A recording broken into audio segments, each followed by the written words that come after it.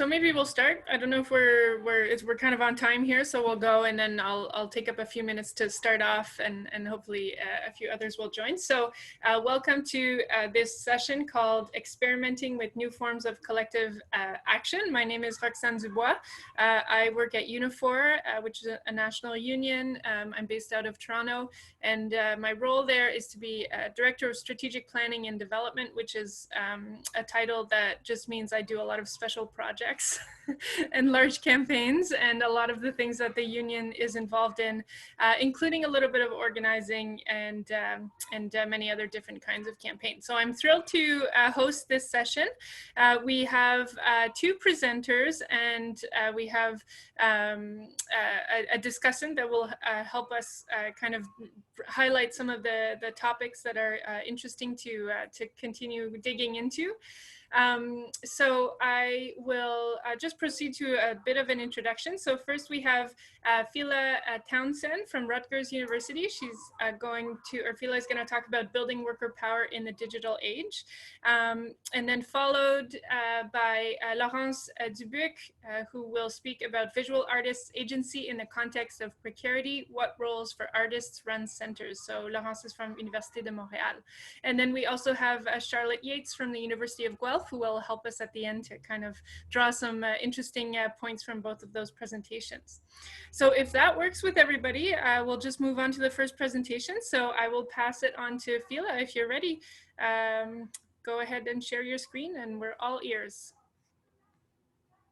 Hey, wonderful. Just some background. So I'm going to be toggling between, well, you'll see my PowerPoint, but I have some notes here that I'm going to be using, relying on heavily. So there may be some clumsiness here, but anyway, just wanted to give that disclaimer. No printer during COVID, so, okay. Just.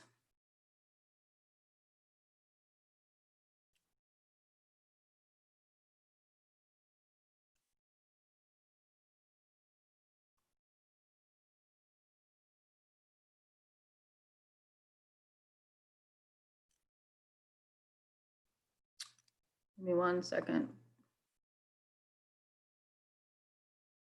Sorry, the Zoom thing is in my way. I need to get to there we go. Okay. So the other thing I will say is, the title Worker Power in the Digital Age has evolved a bit. Part of it is because I've really tried to, given recent events, have tried to adapt the work that I'm doing for my dissertation around what's happening, given the, I think, important significance, historic moment that I think we're in. I say that because to me, this presentation is more going to be on power. I will be interested, though, in getting from the group, particularly thoughts. There are going to be components that relate to technology and its role here and how we understand power, but I just wanted to put that out. Yeah, I'm looking forward to your feedback. All right, so it seems that these days everyone wants to talk about power, especially during times of crisis when we see or experience the results of an inhumane, violent, and unjust system. Yet despite all the talking, it would appear that we are no closer to understanding power, at least in such a way that we have been able to translate it into real substantive outcomes, not just for some, but all workers, or in a way that would rid our society of acts, of institutions, and of laws that would permit a cop to be able to hold his knee down on the neck of a Black man until he's no longer able to breathe. So this then begs the question, for me at least, do we really understand power? If not, what has been getting in the way? Some, like Jane McAlevey, have suggested that it's because we spend too much time focusing on power of elites. Perhaps this is because this is the kind of power we yearn for or desire, not recognizing that the system may not be designed to allow for this. Or perhaps it's because we are the elites and it's the lens through which we see the world. So as a disclaimer, I don't have an answer to all the world's problems. But I do think it's food for discussion. this question of power, how we understand it. And so throughout my comments, I will be talking about both power as it operates in society, but also as workers and worker organizations use it. And I will be borrowing a phrase or terminology that I really like from some work that Gregor and Christian have done, which really talks about power over and power to. One question is, do we need to revisit our notions of power in our research on workers? I think we've done some really great work here. I would push us to go further, which I'll talk about. And then the related question is, what more can or do we need to learn about power, but particularly worker power? So just as a brief overview, I'm going to talk about, I frame these as challenges, but I think ultimately what I will get to is I'm not quite sure they are challenges. And I'll talk about why I think that is. And then I'll talk a bit more about what I mean by critical analysis. And then I'll get into my dissertation research. So this is just meant to give us an idea, right? Like, what is power? What are we really talking about? And these are quotes, some pulled from literature we might be aware of. I on purpose didn't put the people who said these quotes or wrote about them. But I think the point here is that, and I want us to keep this, is perhaps power is this thing that's in the eye of the beholder. So again, I frame this as challenges. I'm not sure they are challenges. I don't know. This is something I think I want to try to provoke as discussion, but these are things that I see as I read a lot of the literature. What I will say is I have not read all the literature. I don't think one could. Obviously, given our field, there are some places where I've read more or less. So as we talk later on, I would love for folks to point me in the direction of things they think that might be useful for me. But I will say, you know, I think, and others have talked about this, that perhaps our notions of power are under-theorized or underdeveloped in the literature. You know, I think we often see power being talked about, but maybe less critically analyzed. And then there are just different definitions and languages used to sometimes express similar ideas of power, or even similar ideas used to express different things. And then I think this notion of blurred lines is really interesting, and I'll note what I mean by that. And then, you know, I sort of started, as I thought more about this, perhaps in some ways we've over-theorized, right? That we don't have a lot of the empirical evidence. Again, part of me doesn't know if these are challenges. Part of me actually thinks this is a reflection of the fact that power, there's a lot of, I think, subjectivity as we really think about power. More specifically, and I know it depends on what the field is and the boundaries of the field, but from this perspective on this slide, I'm talking primarily about industrial relations. So John Commons, the Webbs, and our Marcus Foundations, obviously social movement literature and other social sciences look at workers too, and so it gets a bit broader. But these are some of the trends that I think we see when we look at a lot of our more traditional and earlier works. I do think we've pushed and gone farther over time, which is great. But we often see it as power as bargaining power, or it's often class-based, or there's a very economistic approach to it, which I'll talk about later. And that's not too surprising, right, given the foundations. This, I won't spend a ton of time, but this is just literally like, if we look across, I didn't even cite all of them because a lot of people talk about these differently. In some ways, it's who do we even credit, but these are just different forms of power as they exist and operate throughout the literature. These are more, I think, specifically around work on social movements, workers, union renewal. There's, again, some of this, it's difficult to even credit who it comes from, but there's a lot that we've been talking about with power, right, is kind of the point I want to make. And I'm sure if we had time, we could go through, we could have a whole course on power, right? I've been reading with, well, I was last semester doing a reading group with Janice. And so we've had some time to dig into a lot of this, but I think a lot of it was also focused in the political theory, which I do think says something as well about how power is talked about. And then we see power just manifesting, right, or appearing in different ways, different languages, as I said, being used. So as I said, power is bargaining power. We see it viewed in terms of the types of forms of organizations. Again, these are all different ways.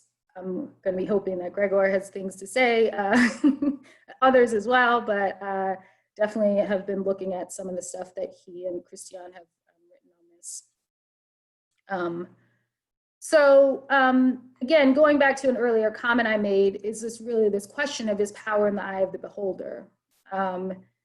I think in some ways, as I've been writing this, I've been thinking power is a bit of like a chameleon or shapeshifter, right? It morphs and changes form over time in conditions and contexts. I'll get into this a bit when I talk about some of the literature, again, on workers and labor organizing, but there's this idea of it being multidimensional maybe, right? And again, this is not entirely new. Others have thought this, but Foucault, who I think all of us here know or are familiar with, has talked about this, right? He believed that power changes form. It can coexist alongside other forms of power, even come into conflicts with power. Again, I'm trying to give a sense for what I said earlier about, do we really understand power as we think about it? And so where can we go with this? I'm going to make an argument here that I think critical theories, particularly on race, intersectionality, really offer us perhaps more information. Again, I don't have all the answers. I don't know that all the answers are found in those literatures, but I do think it allows us to push our understanding forward. So again, more recent conceptualizations of power in the literature, or people who've talked about it in the labor or workers related literatures. Again, we see this notion of power evolving and changing over time. And in many ways, it's talked about in the context of these new forms of worker organizations emerging, right? To either be able to address particular conflicts, the complexity of the time, the structural changes of the time.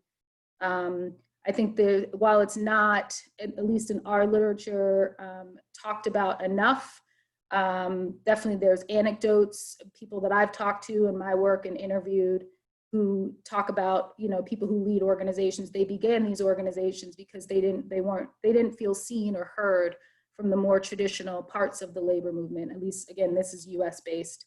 And so that's why they may have started an organization, or they felt a group of workers weren't being seen or heard by the traditional labor movement. And so that's why they started the organization. So we do see this idea of people saying, at least in literature, let's think in a more detailed way about power.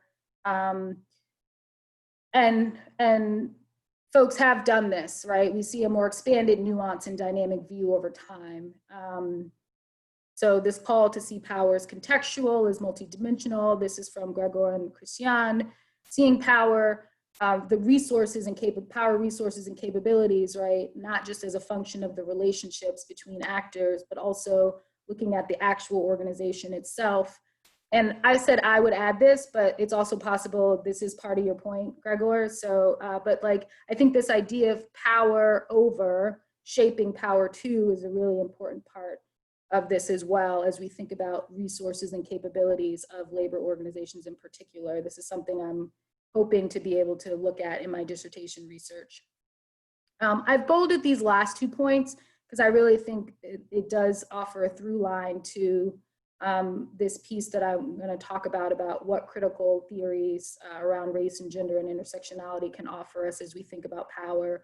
But Agarwala said, that she felt like in the social movement literature, at least this was back in 2016, that how we understand identities, now she was talking about peasants' class identities, but I think in general, how we understand social identities and their relationship to capital and organizing decision, there's work to be done where I think the critical theories that I'm going to be talking about offer insight.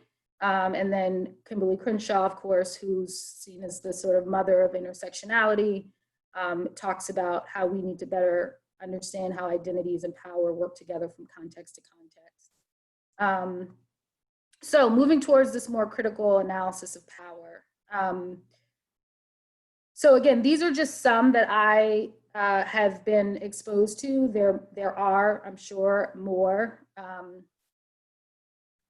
I won't, if someone wants to talk more about this, I won't spend a lot of time on defining, but these are sort of the 5 tenets of critical race theory. And I think the point to point out here is this isn't just about like how we approach questions in our research when we're using critical race theory. It's also about our methods and our ways of asking certain questions. But these are the assumptions inherent. So I will get to where I think race in particular is an interesting piece of how we think about power, important piece. Intersectionality, again, it's a lens through which we can see power where different forms of power interlock and intersect.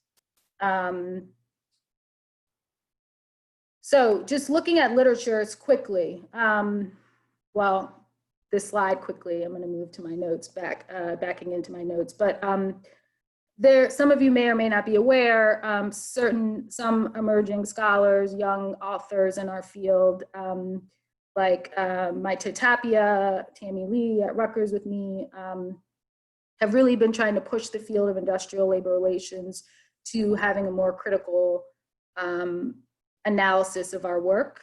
And so as an example, right, they argue that like, you know, too often, well, I do want to make a point that they say it's not that no one has ever looked at race and social identities. It is talked about increasingly more. What they argue for is a more critical analysis of these things.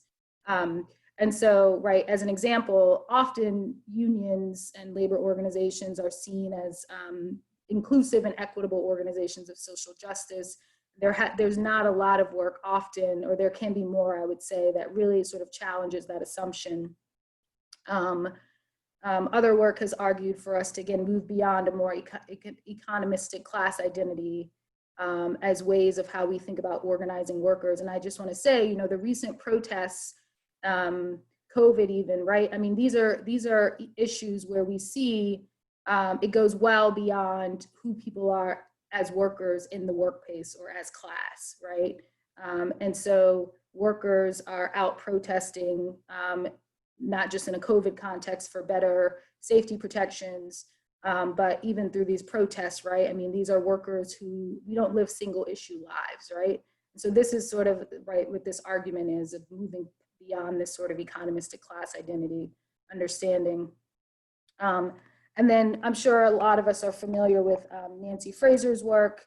And I just wanted to read a piece from her book that I think really gets to this idea that I'm trying to make of. Nancy Fraser argues that, you know, Marxism requires a total analysis of capitalism that acknowledges the totality of the system that we live in and under beyond a narrowly economistic view. That throughout its history, capitalism has been defined not just by labor exploitation, but also by the disavowal of that exploitation's own basic conditions of possibility. In other words, capitalism's survival depends on us not being able to understand it in its totality. And Black Marxism is another place where I found, I think, is very interesting in terms of how we can look at forms of power, not just as solely economistic or class-based, but also as being racialized and gendered. I would say part of the limitations of the racial capitalism literature is I think they can actually do more of this critical analysis around gender and other forms of identity, but that's also where I think the intersectionality work comes in. But just briefly, and why I think Cedric Robinson's offers us some food from thought is, so basically in Black Marxism, which is a critique of Western Marxist tradition, he argues that capitalism was not a break from feudalism, that it actually evolved from it, and that the roots of Western racism were European racialism and nationalism. They were already operating as forms of social domination and ideology. And so for him, he suggests that we have to return to the West to see where race and racialism began, that Europeans, not Africans, were the first racial subjects and victims of dispossession, enclosure, colonialism, and slavery in Europe. And I think I like this point because what he's essentially saying is that race actually goes beyond skin color. And so race and gender are not about identity, as we know, they're social constructs and means of structuring power. Skin color is just an example of a feature of racism. And he argues that race and gender aren't accidental features of global capitalism. Said in another way, they're modalities in which class is lived and the medium in which relations are experienced. So where am I going with all of this? This is just, I was talking with Adrian, who's my advisor at Eaton before this, and I want to just say as a disclaimer, this is not, I'm just using this to provoke thinking on this. I don't know if this is correct, but this is just to show a visual depiction of what I think is offered by critical analysis. So we often talk again about economic power. And I think what I'm suggesting with these points in the literature that I've highlighted that are from critical theories is that we go from this, for example, to, and I don't know if this is right. This is again really to think, is it something like this, right? Or is it this, where this circle here is economic power, how its multidimensional nature has sexism, racism, all these other forms of oppression in it, capitalism obviously being a part of it. Again, I don't know, but I'm just trying to me, I think, and I'll make the connection to how this relates to my research, but the point here is that our understandings, at least in the literature, I think can serve from really thinking a bit more about, so economic power is typically thought of the ability to withhold our labor resources from a worker power perspective, right? It strikes, boycotts, obviously from a more establishment perspective, there's different forms of economic power. So to me, what I'm arguing is what happens when we bring these things into it? How does it operate in that way? And I think part of the point here is that rethinking how it operates in society also means rethinking how worker power gets built, right? So just as a brief segue into my research, I'm sure I'm distracting you with these quotes, but just as background, so as some of you, well, I think no one knows except Laurence, but I'm a policy fellow at a think tank based here in DC called the Next 100.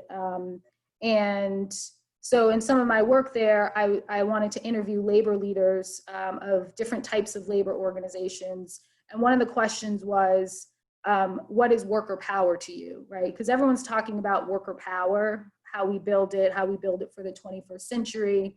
But there's also this conversation, right, both in literature and in practice about what should be forms of worker power, which ones are best in the absence of industrial unionism and its decline, what should emerge. And for me, I thought it was interesting, this question of perhaps, like, what are these labor leaders thinking about when they say worker power? And is it possible that their lens of what worker power is shapes and frames what their organizations do and how they do their work? And so this idea of agency started emerging for me. I know folks have talked about this in the literature, this idea that, agency of these organizations is really what shapes, notions of power shape organizations' strategies and how they approach their work. And this is just me seeing this actually, right, in real life from talking to these labor leaders. So this, as you can probably imagine, is someone who is not in a traditional union, you also see that like there's this notion of like individual power that seems core to the work that they do in their organization, which I think is interesting as we think about institutional power versus more individual power. This one here, you know, this person here says this ability to control and create and prevent change is really, to them, it's political power. It's not worker power. I thought that was interesting because in a lot of the literatures from the political theory perspective, obviously they don't say this, but one might argue they're talking about political power, but there's some other form of power. There are other forms of power. And this one was a really interesting one to me. This was by a labor leader who came out of the more traditional movement, and she's now a leader in a newer form of labor organization, where she's talking about, you know, what is power in a racial equity framework? I thought this was really interesting. People talk about worker power, but they don't really talk about liberation or worker freedom. They react to what's happening, which is a function of capitalism, but there's no conversation about visioning and mapping that out, and mapping the path out. So those are just some examples where, for me, this notion of like, how do we understand power through the lens of people that are leading these organizations, and does that map onto how power is over them, right, or operating in the world? And even as I like read what they're saying, right, what are my notions of power, right? How do I interpret how they're thinking about power? So just those interviews, while they weren't directly related to my dissertation research, they did get me thinking about this idea of power. And so I'm just going to give a brief overview of like what I'm doing in my dissertation research. And if folks have questions, they can ask me. And I'm feeling like I'm probably low on time or over time or something. But so I'm basically, I have two organizations where I'm doing comparative cases on them. I can't say who they are, but one of them is a worker center, a national worker center. One is actually, it's interesting, because I think they're still figuring out what they are. They are a digital organization that supports unions, primarily unions. They are now, as a result of what's happened with COVID and racial justice protests, moving to the space of non-union workers. And so I'm going to be engaging in a more inductive process. I do have some ideas of things that I maybe want to explore around power. This is where I really would love some input and help, because I'm literally, like, the conversation I had with Adrian and Becky before this was still, so this is like literally on the fly, like changing every day, which is exciting because it's really in the moment, but it's, as you can imagine, overwhelming. So I've been able to work with these organizations. So I'm going to be operating in a participation action research mode. And frankly, it was really, I know it's not often done in our work, but it was frankly how I was able to get access right now during these crises. And so I'll be conducting interviews with leaders of these organizations and staff. What's interesting about them as well is one of them has an affiliate structure, right? So the Worker Center, it's a national, but then it has all of these almost like satellite locations around the US that are also worker centers. Actually, the worker centers existed before the national group existed. And the other one has what I would say are unions as subscribers or customers. So these are just examples of some of the distinctions. Hopefully you can make sense of it. So again, in terms of thinking about how does power emerge in the story of not only these organizations, but just in the world, right? Like, given everything going on right now. So this is just me starting to collect some differences. Don't be distracted by the dark green. I don't know, that shouldn't have come out dark green on it. But that's just, so this far left corner is like our characteristics of the Worker Center. So they're a nonprofit, their funding sources are foundations, they have an affiliate structure. As I said, they're largely offline. Although what's interesting is since COVID, they've, what I'm calling sort of digitally pivoted to now sort of starting to think differently and more strategically about their use of digital tools. Not all of this, I don't have all of this yet. Obviously, part of this is me pulling this out of them in terms of their theory of change, their mission. I can say the Worker Center has changed its mission actually since COVID.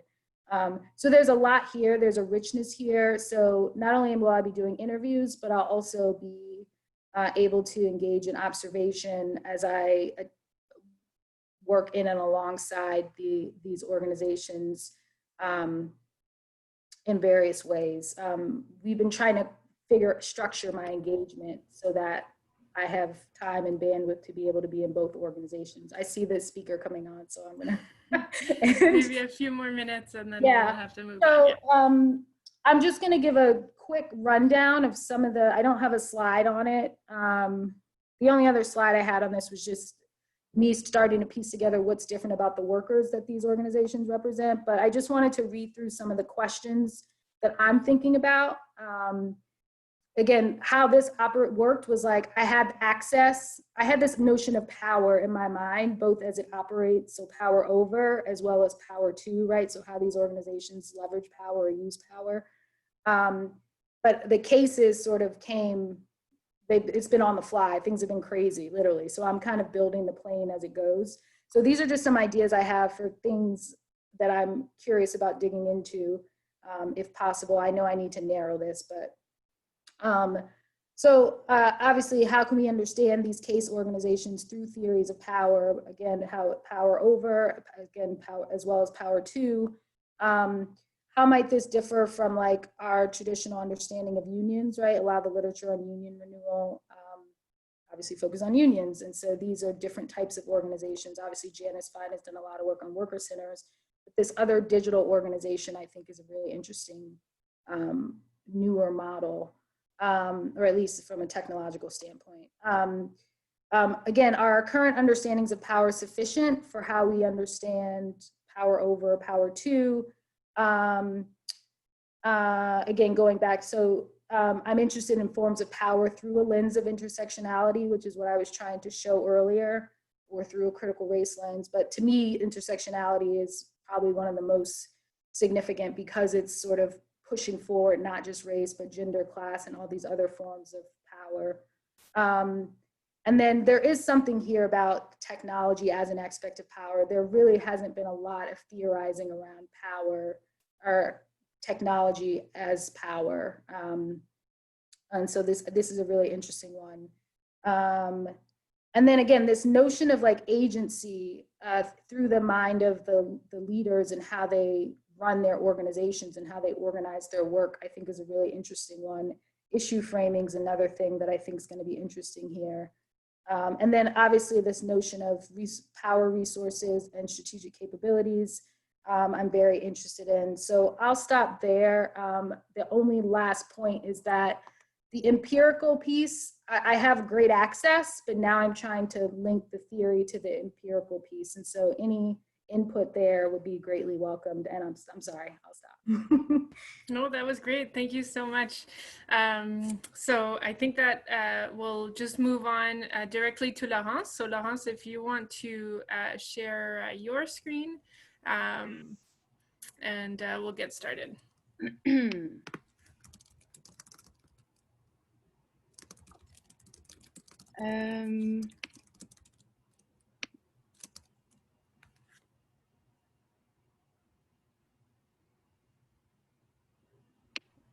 Is this working? So you've got like a little meta situation where we're seeing each other, we're seeing ourselves through your screen. So yes, if maybe select the document that, yeah, you got it now. That's good? Yep, we see it. Okay, perfect. All right, so I will start. Thank you, Phela, for your presentation. It was very interesting. And also, I guess we can draw some parallels with my presentation as well. I also want to take just 1 minute to say that I have 2 amazing artists who joined the session. So I don't know if it happens a lot that the visual artists are coming to ILERA, our Labor Relations Conference, but it's a great addition. Thank you so much for coming to support me. So I'm super thrilled to present finally some empirical results of my PhD dissertation. I've been working on it for over 5 years now, so it is more than time. So it is called Visual Artist Agency in the Context of Precarity, What Roles for Artist-Run Centers. So statistics show that Canadian and Quebec visual artists are precarious workers. They have low income and they also have limited work opportunities within the contemporary art world. In Quebec, their access to social protection is impeded by the fact that we have a law regulating work arrangements between artists and promoters, professional visual artists to independent contractors. So my research is articulated upon a main hypothesis, which is that if precarity is a constitutive aspect of artistic labor, so then is strategic action used to address and resist the precarity. So what I try to do is to establish what relationships can be drawn between strategic action and institutional resources, such as the Status of the Artist Act on one side, and then artist-run centers on the other side, as two different types of institutional experiments. So my theoretical framework mobilizes contribution for three contemporary action theories. And my main objective is to better understand the focus of strategic action in the arts and to come up with a typology which hopefully will be very useful to future generations of visual artists. But also you will see when I present the different strategies that it could also be quite useful for other categories of self-employed workers. So my research question is the following: how can Montreal artist-run centers support visual artists in the development of strategies dedicated to the improvement of their working conditions? So artist-run centers make for a great case study for many reasons. First of all, Montreal is the territory where we observe the highest concentration of ARCs in Canada. They represent one of the very few institutions where artists can show their work, especially for certain categories of visual artists, such as emerging artists, and artists who have certain types of practice which are less easy to put on the market, for instance, performance, videos, conceptual art, or installations. Second of all, ARCs bear with them political values. They are institutions committed to supporting empowerment, fostering empowerment and self-determination for artists. But at the same time, there is a tension existing between this mission and the fact that they play a double role as employers. So according to the Status of the Artist Act, they act as promoters because they sign contractual arrangements with artists showing their work. And of course, as artist-run centers say it, they also hire salaried artists to run them. So there is a tension, but there is also a double potential to support artists here. But what I observed is that ARCs, because they are run by artists, they don't actually feel like employers, and because of that, they might foster precarity by drawing on community values to justify poor working conditions. So the idea here is to put in relation artist-run centers' resources and constraints to the sources of precarity which has been identified by artists to locate where and how these institutions can support artists and help them access better work. So, so now I have done, it's a qualitative study. I have done 43 semi-structured interviews from 14 ARCs, 1 commercial gallery, and different institutional actors. So RAV is the professional association representing all artists, all visual artists across Quebec, according to the Status of the Artist Act. The RCAQ is the association representing artist-run centers in Quebec, and CAM is the acronym for Montreal Arts Council. So I did the interview from November 2019 to June 2020 in French. Mostly in French, but I also had interviews in English with unilingual Anglophone artists, and most of them were done in person or on Skype because of COVID. So ARCs, what we know is that they are embedded in a complex set of relationships involving different public and private actors, such as universities, commercial galleries, arts councils, other public art institutions, such as museums. And what you will see is that artists and arts workers are going to occupy different positions within these institutions throughout the course of their career. It's a very, very small milieu when we talk about contemporary visual art, especially in the Francophone network in Montreal. Everyone knows each other, and the more you are seen, the more you take care of your network, then the better your chances of succeeding are, either from an economic or symbolic standpoint. So since artistic labor markets are reputational labor markets, artists need to constantly self-regulate their behaviors in order to preserve their reputation. And as it is such a highly regulated art world, both formally and informally, it creates various inclusion and exclusion dynamics. So how can artist-run centers support artists in the development of strategies dedicated to the improvement of their working condition? I started by investigating the meaning of precarity for artists. Their answers were then regrouped into the following three categories. The first one is material precarity. They talked about low income, access to affordable workspaces, and lack of social protection to a lesser degree. Uncertainty, this came out probably as the main source of precarity for artists. The fact that their work is intermittent, the fact that they are subjected to trend shifting within the art world. And the final one was self-exploitation and burnout due to a do-what-you-love ethos, or a normalization or celebration, if you want, of an unpaid, overly productivistic culture. So the experience of precarity I observed can also be exacerbated for certain types of artists because of different factors, such as systemic discrimination within arts institutions and the art world in general, based on ethnicity and gender identity, but also due to class status, for instance, the level of privilege, family background, and family situation. The fact that you have children was a major factor of well, it was one of the causes which could explain why you would encounter more or less precarity on the art labor market.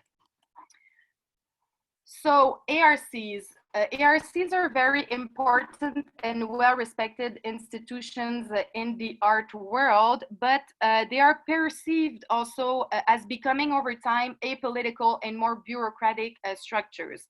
So here you have an artist saying they're not artist-run centers. This name is completely dépassé. It's not the case anymore. They usually offer a set of variable resources according to their level of funding as either a promoter or an employer. So material resources, access to space, equipment. There are also spaces of experimentation and freedom, which is something that is really appreciated by artists. They offer very important career development resources, different training, for instance, grant writing, and other professional opportunities. For instance, you can participate to programming committees, which can inform you of different trends, how to write your artist statement. So these are all very, very important resources, especially for emerging artists, or if you don't really know the communities. And of course, the fourth resources is the jobs that they offer, and the conditions we'll see will vary according to their financial situation. So ARCs are highly dependent upon a very competitive public funding system. Like I said, the resources are variable from one center to another and are never guaranteed. And this creates a hierarchy of artist-run centers within the network. Some of them have very good reputation. Artists are going to want to present their work there. They want to be associated to this institution, while others are less recognized for well-established artists. So they're going to be more used by emerging artists because they don't really know the milieu when they enter the labor market. So because of the variation of their funding, it has an impact on wages, working conditions, and the terms of the contract which are signed with artists. It's also fair to say that not all ARC's jobs are quality jobs. We'll talk about this a bit more. And from the Montreal Arts Council standpoint, most ARCs have failed to adapt their organizational model activities to the environmental changes in the context of high competition. So what we see also in other countries, but also in Quebec, is that increases in funding bodies' budget came hand in hand also with an increase of demand for these funds. So we see more and more of new innovative organizational structures, which are also competing with artist-run centers for these funds. So considering the resources and constraints of artist-run centers and the meaning of precarity identified by artists, how can we make an evaluation of their ability to support artists to develop strategies dedicated to improving their work conditions? When we talk about reducing material precarity, we see a very limited potential, and that is particularly due to the status of the Artist Act and its current version, because it comes with no obligation for artist-run center to negotiate collective agreement with the HAV. So what you see is that ARCs usually use what we call the CARFAC-HAV fee schedule, which is the norm used across the sector. So it establishes a minimal fees for artists. And so this is a type of like good practice, but what you see is that ARCs are basically going to select which fee they're going to give and the level of the fee according to their capacity to pay. So there is no standardization of working condition across the sectors. As employers also, they offer very variable conditions in terms of pay, status of the position. Are they permanent or temporary? Usually we talk about only a very few jobs that are permanent. Insurances, most of them don't offer collective insurance to their employees. So this is a screenshot of a job post at an artist-run center in Montreal for an assistant, a gallery assistant, sorry, for a full-time schedule at minimal wage. So in the literature, you'll read that ARCs are an entry door into the commercial art world. But what you see is that from the interviews, based on my interviews, I only had one artist saying that they were represented by a commercial gallery based on the fact that they presented their work at an artist-run center. So we can, when we speak with commercial galleries, they're going to point out the fact that because of internet, because of Instagram, because of the development of technology, they now have developed new ways of recruiting artists. So this is less, so again, ARCs have less of a potential here to help artists act on material precarity. When it comes to gentrification, surprisingly enough, it's at the collective level, at the level of their association, the RCAQ, where you see the most potential, because the association is actually quite actively involved in policy making with the City of Montreal and the Montreal Arts Council to try to resolve the artist-to-studio crisis. As to act on reducing uncertainty, they also show very limited to no potential, because ARCs provide work for a very limited period of time. When they sign contractual arrangements, exhibitions can be as short as 4 weeks. And ARCs, their mission in Montreal are often focusing on emerging artists. So there are only a very limited work opportunities for the same artist. You have this person representing an artist-run center saying, well, we already gave you a spot. What can we do for you? There's nothing we can do for you. And another ARC saying, what's the point of professionalizing artists on a technical and practical standpoint if it's not sustainable? And on top of this, artists from my study appeared to self-regulate by not applying too often at ARCs within a certain period of time, as to not appear greedy, because it would otherwise have bad impact on their reputation. Under the conditions under which they operate, several ARCs also contribute actively to a culture of self-exploitation and burnout. Higher competition for public funds bring ARCs to have to increase their activities with stagnating resources, which of course result in an increase of the workload for artists. For instance, an ARC representative who actually started in the 1980s an artist-run center told me that she is now today in 2020 earning the same wage as she was in the beginning of the 1980s. ARCs also promote, or not all of them, of course, but they can promote and normalize free work by drawing on a do what you love discourse and community values. So this excerpts show that free work for this person is considered a signal of dedication, which creates, of course, an unjust situation because more privileged people can afford to work for free. So when you ask artists to what dynamics they associate their precarity to, they identify a few factors. The first one is that they don't see the public funding model as being sustainable, on top of which it's not everyone who succeeds in securing grants.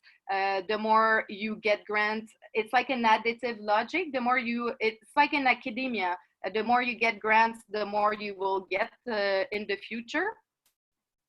It also depends on your ability to master a certain academic language for visual artists. So visual artists who actually did their bachelor's and master's degree, they learn to master a certain type of language, which is super important throughout their whole career.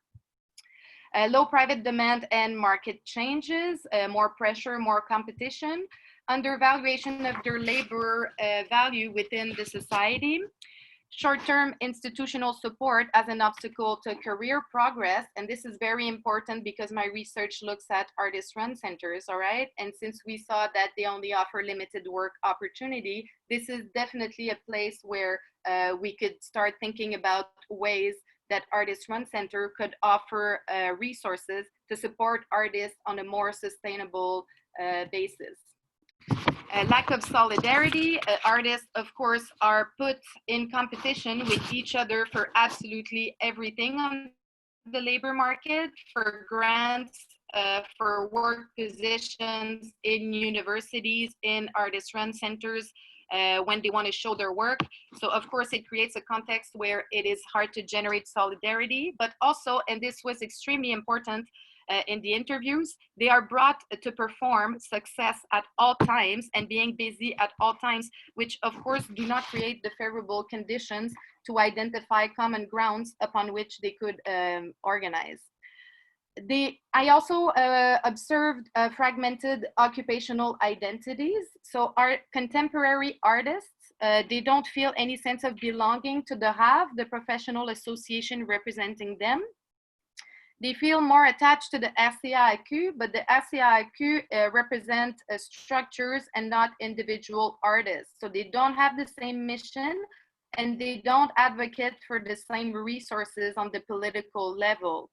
Over time, you also saw in Montreal the emergence of two other institutions representing individual artists, but these institutions are not recognized by the law. So it's the RAIC and the CICAM, and today RAIC, CICAM, and RCAQ are mutualizing their resources. You see the second citation is the Montreal Arts Council representative saying, what's the purpose of these communities? They are so small, even the peers are wondering what's their purpose. When the CICAM tell us we represent media arts, and when we talk about this to artists are telling us, oh really, this is our association? So they're not even aware that it exists. They're very small structures. It's very, very clear that artists do not know the institutional environment in which their work relations are embedded. They don't know the status of the Artist Act, and they don't really know their rights, the criteria of the professional visual artist. nor the professional association. So when you don't know this, it's quite difficult to establish where to put your energy if you want to fight for better work. So artists are, as the strategic actors, I identified a couple of strategies which I have regrouped, started doing my typology, but of course it's not finished. It's extremely interesting because when you look at them, you can see that some of them are literally aiming at denouncing the self-exploitation and burnout culture within ARCs. For instance, artivism, it's a form of activism where it takes place within the artwork in itself. So you have, just to show you a picture, you have on the corner right for you, but in the bottom you have Nicolas Rivard and his project La Fatigue Culturelle, in which he visited all artist-run centers in Quebec and did a performance showing the different types of tasks that a cultural worker in artist-run center is expected to do. So I think that on this picture, he's actually washing something in acid. So it's like quite a hazardous task, and also absolutely not something that is put in the job post when you apply for a job. The second one also, voice. I have an image also. So the one it's to the top left. So this is a sticker that was sent to artist-run centers in Montreal. So it asks, are you an arts worker apt to influence the configuration of the institution where you work? Then if you say yes, you have another question. Are the human resources and material resources enough to ensure that you have good working conditions for artists? And then you have yes or no. If it's yes, you have the smiley face. If it's no, it's written you are in an exploitation situation. The institution needs to take action. 3 solutions are possible. The first one is increase the resources without affecting the working conditions of your employee. Second one is reduce the services offered until the available resources are enough. And the third one is put an end to the institution. Just close the artist-run center. So I thought that this was quite interesting. I really enjoyed talking about that with artists. You have unionization also. So SATAC is a faction of the IWW, and they have now started to try to organize visual artists along with other types of self-employed work. So visual artists are trying to do, I think they only have 3 visual artists for now, but they're trying to organize them. You have lobbying, a new institution, TRACE, which is affiliated to CSN in Quebec, also is representing different cultural and artist workers, along with other cultural workers, like in journalism or in media, for instance. You have different institutional initiatives targeting gentrification, such as Nos Ateliers, Ateliers Créatifs. So these are artist-led initiatives advocating for more affordable studios for artists. Market-based stimulate private demand. Maybe if you live in Montreal, you've heard about this because there was a lot of media attention. Les Encans de la Quarantaine, which is also another artist-led initiative. Different artists put together this group trying to auction affordable. Lost a lot of their contracts, and this has been quite successful.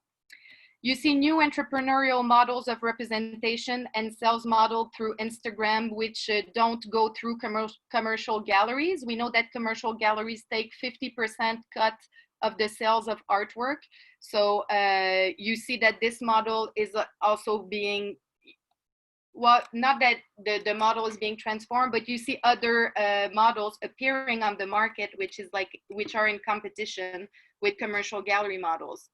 Mutualization, sharing resources, equipment, expertise, labor market-based strategies, multiple job holding is one for sure, but also negotiating better fees. I've had artists telling me that conditional upon your reputation, you can actually negotiate with certain more well-funded ARCs in order to secure a better fee for your work. I had someone telling me that you can bullshit your way into the public funding model. So you learn to play certain rules, you alternate arts councils from one year to the other to maximize your chance of getting grants year after year. Career or network development-based strategies create new unpaid work opportunities. Project spaces in Montreal in 2015-2016 was extremely popular. This is a picture of a vidange. It was an old disaffected garage, which was appropriated by a group of artists where they decided to present artwork in situ, but in a very different and completely atypical space where you usually, of course, don't go and see artworks.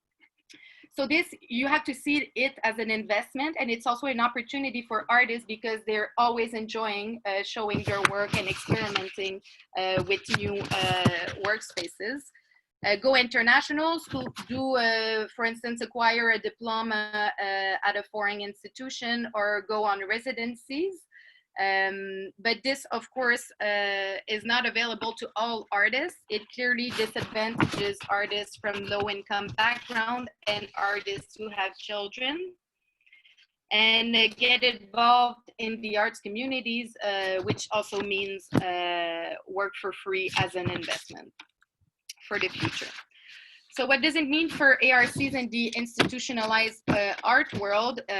Well, obviously, ARCs are not the only institution amongst this very complex field or art world, if you want. But you can definitely identify some ways in which we could start thinking about improving the type of services or resources that they provide to artists in order to maybe secure a bit more their career trajectory.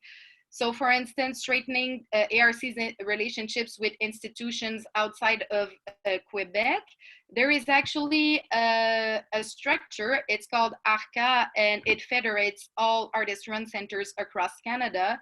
But when you talk to artist-run centers in Montreal, they're all going to tell you that they have little to absolutely no relationship with other institutions. And this is a problem because obviously artist-run centers, they're going to favor artists presenting a totally new work that has never been seen before. So that means that artists, for a fee that is usually around $2,000, have to create a whole new artwork, which is never going to circulate ever again.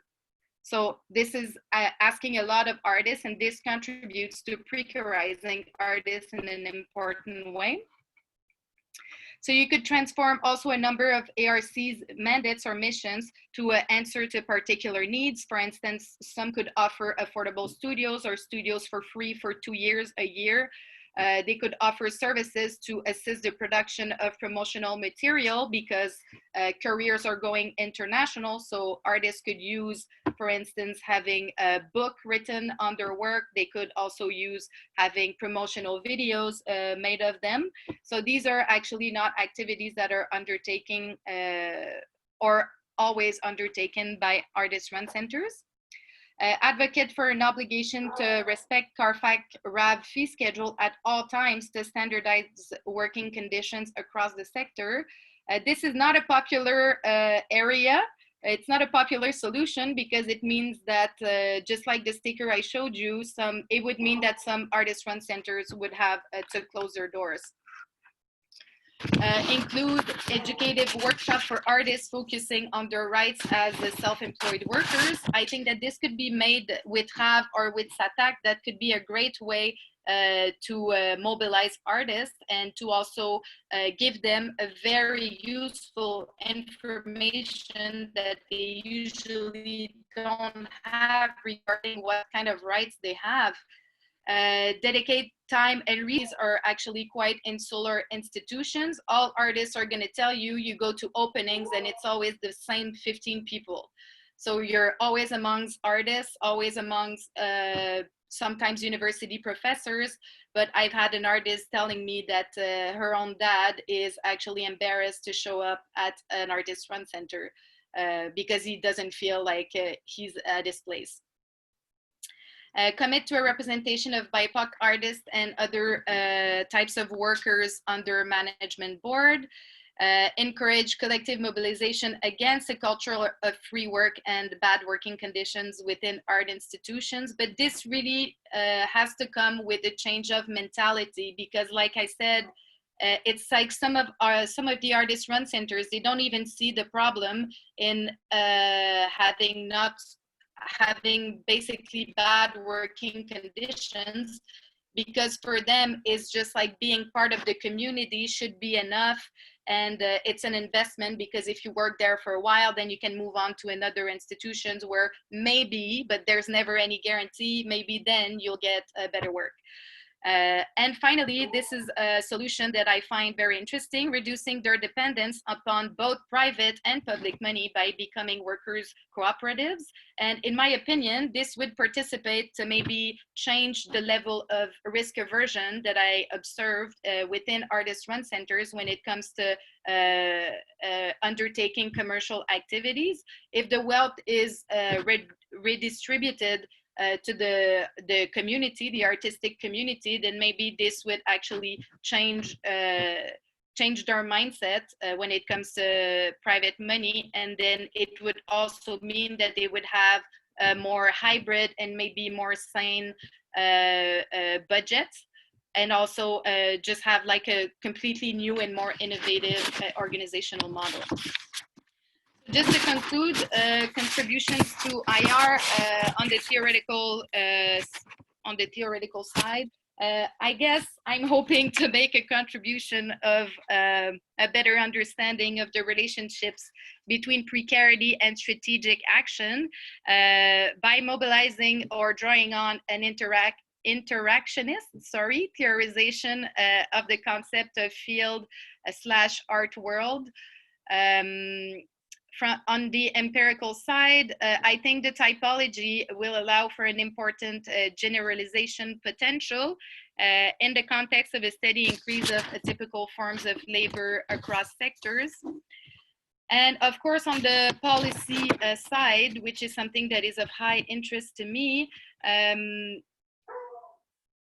think this project will shed light on certain weaknesses of the Status of the Artist Act, and especially the way that we could think about policy framing work relationships between artists and promoters in a way that address specific sources of precarity that are encountered by artists. And I think that beyond labor policy, what has been really brought to me during the course of this project was that it is also very much a question of urban planning policies when we talk about housing, when we talk about access to affordable workspaces. And just so everyone knows, there are a lot of slides if you want to read some data excerpts from the transcripts about literally everything that I talked about. It's at the end of the presentation. Thank you so much.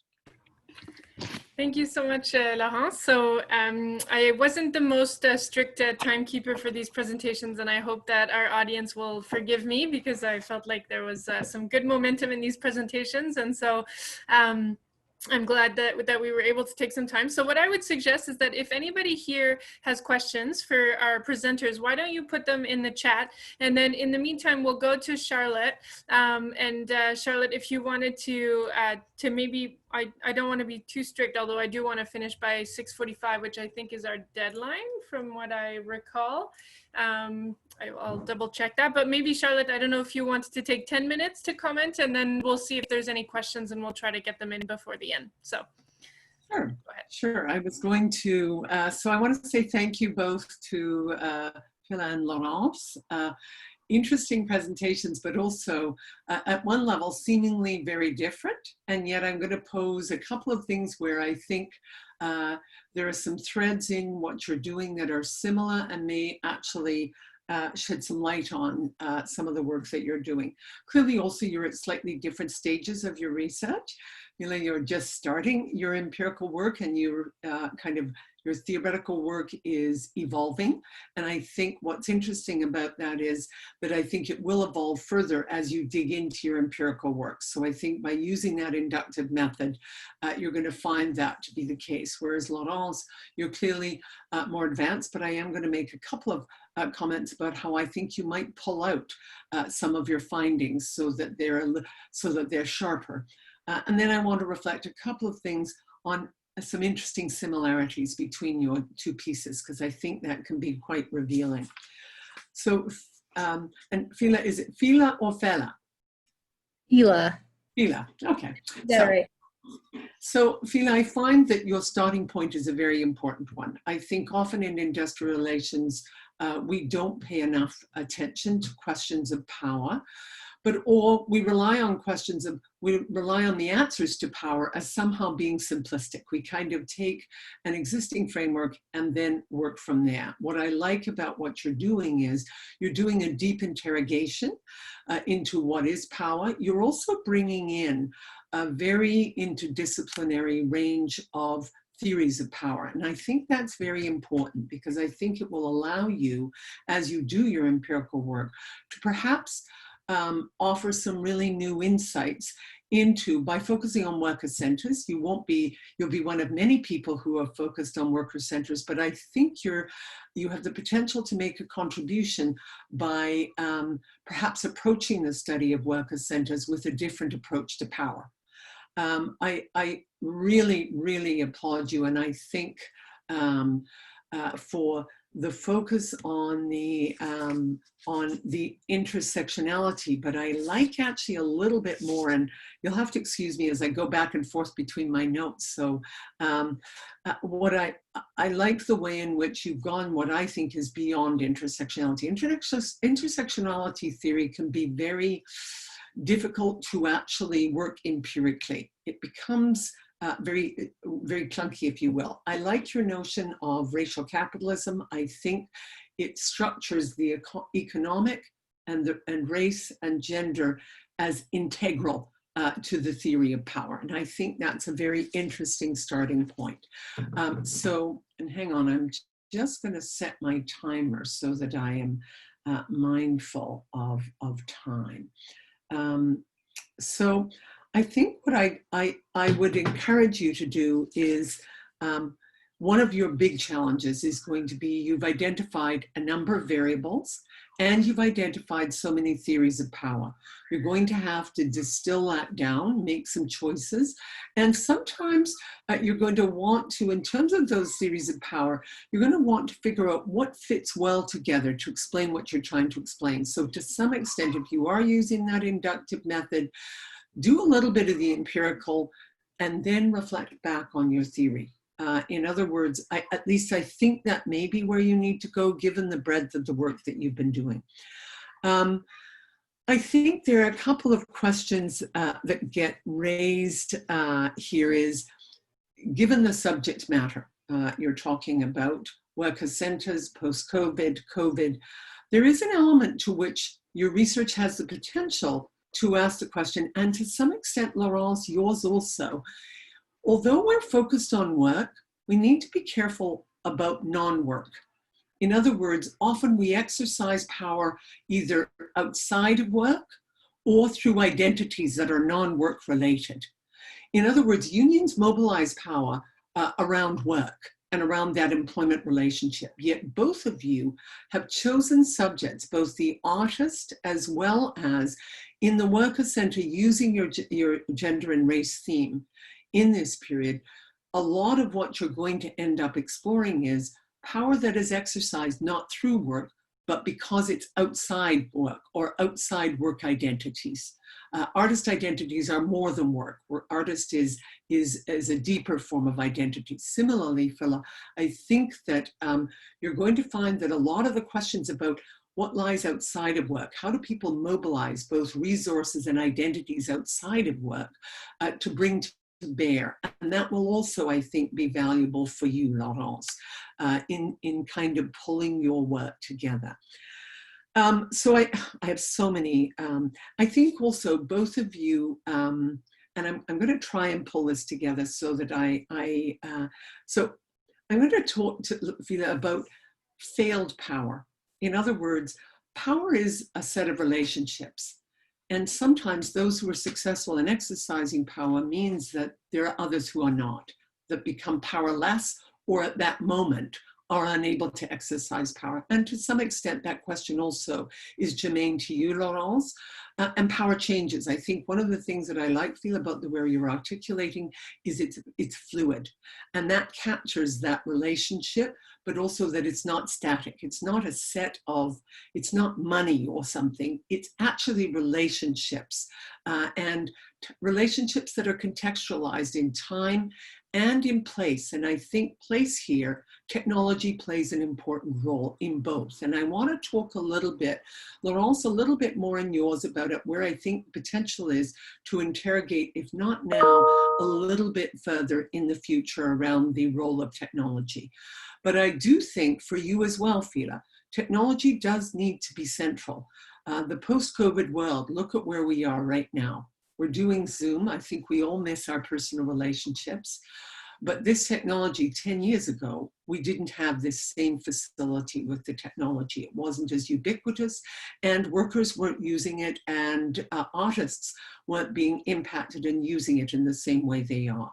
So technology is mediating how people mobilize power, but also then who controls that technology becomes a part of that narrative and that analysis. So I think for you, Phela, given your research question about how we can learn about power through an examination of worker organizations facing pressures of COVID and racial justice protest and uprising, technology has become important. And also, this is going to sound weird, stopping work has actually had an important role in mobilizing power for you, Phela, because people, sometimes work chains us to our desks. People have no time to protest, no time to, so there is a way in which it's that work, non-work relationship that also becomes important in articulating. I'm now going to shift to Laurence, a few comments about yours, and then I'm going to comment about where I see some similarities and where you can maybe learn from one another's. Laurence, I think one of the things I find most interesting about your work is it's rich empirically, but it also poses beneath it a fundamental question which challenges a lot of the work of the work around worker organized, whether it be co-op, worker organizations, that artist-owned and run organizations, we somehow think are an answer. And yet what you're showing is that they're more complex than that. They can reproduce exploitation, self-exploitation, in part too because they are worker run. And therefore there's this sense of you must work for free or for less. You must share with others because you're all in this together.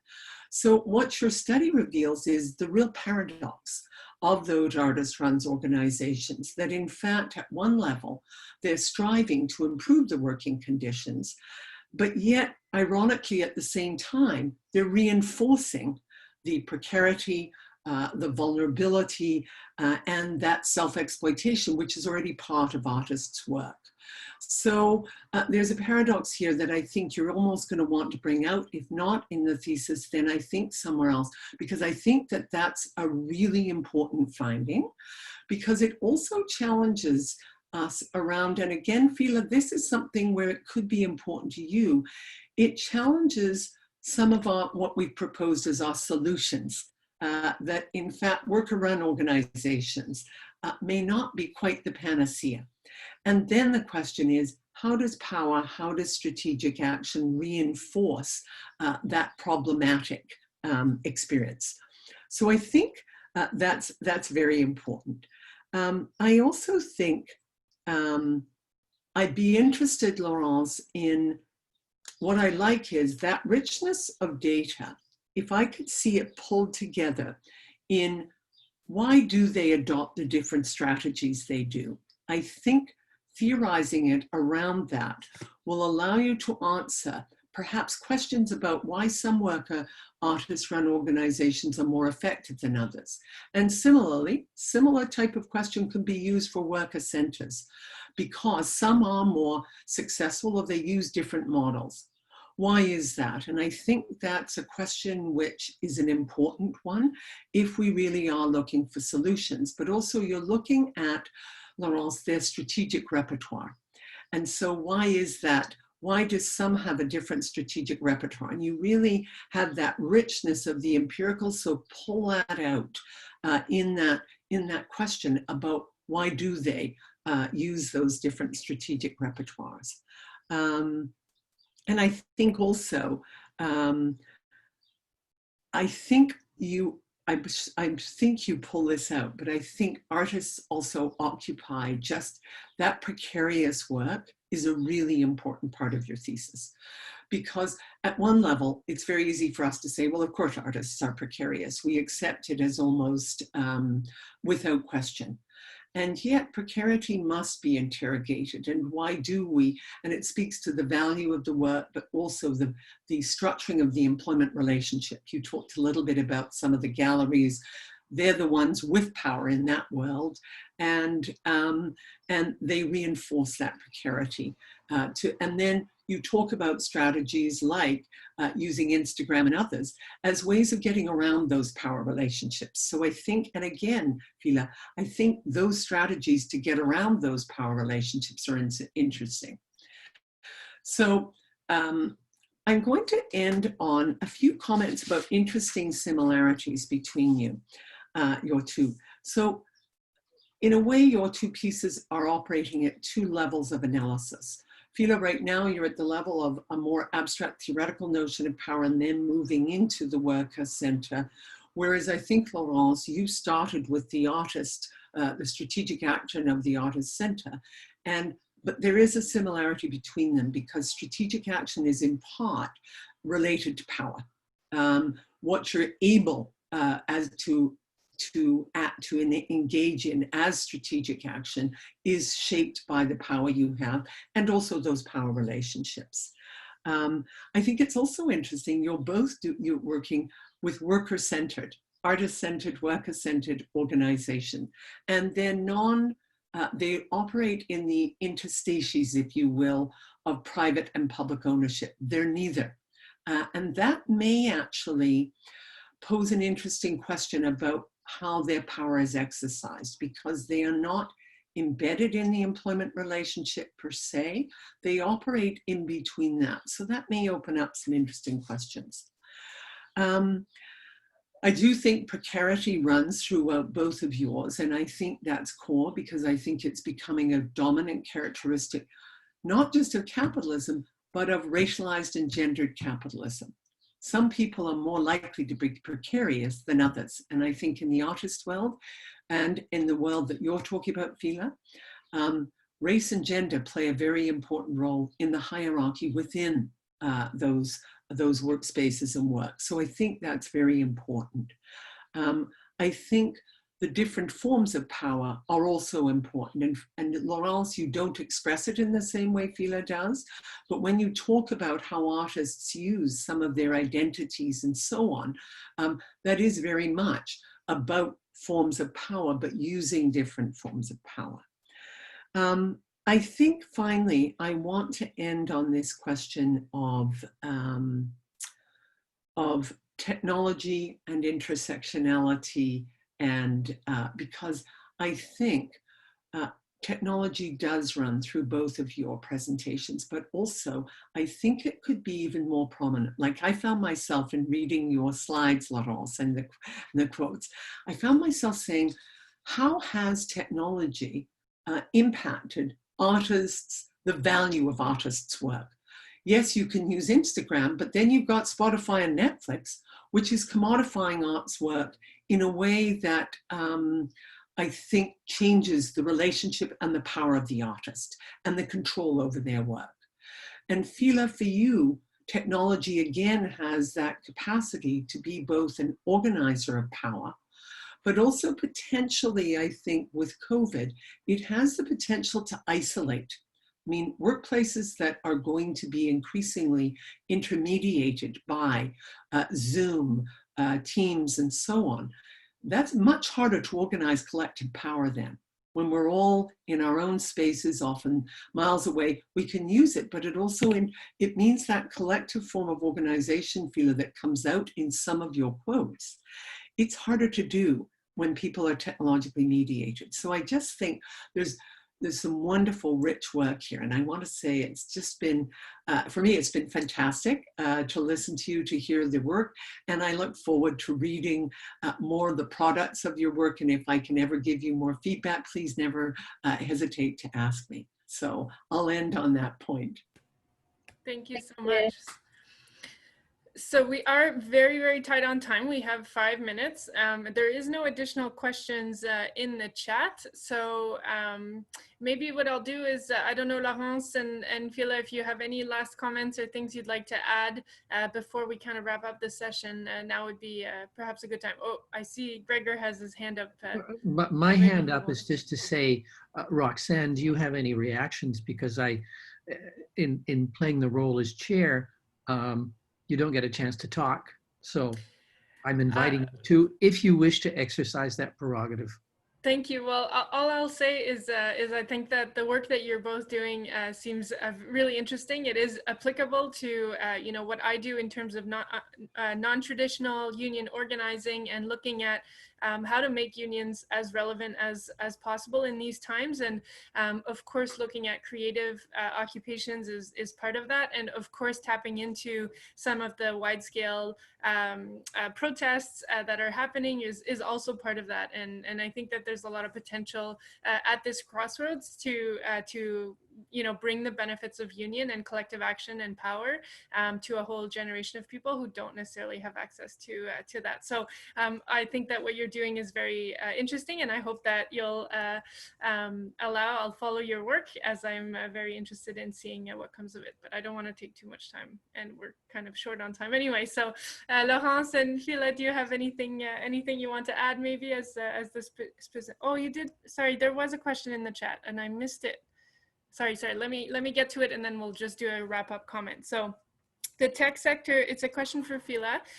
The tech sector exacerbates different power imbalances in society by gender, by race, by class. How do we fix the deep embedded power dynamics that are part of the culture of tech?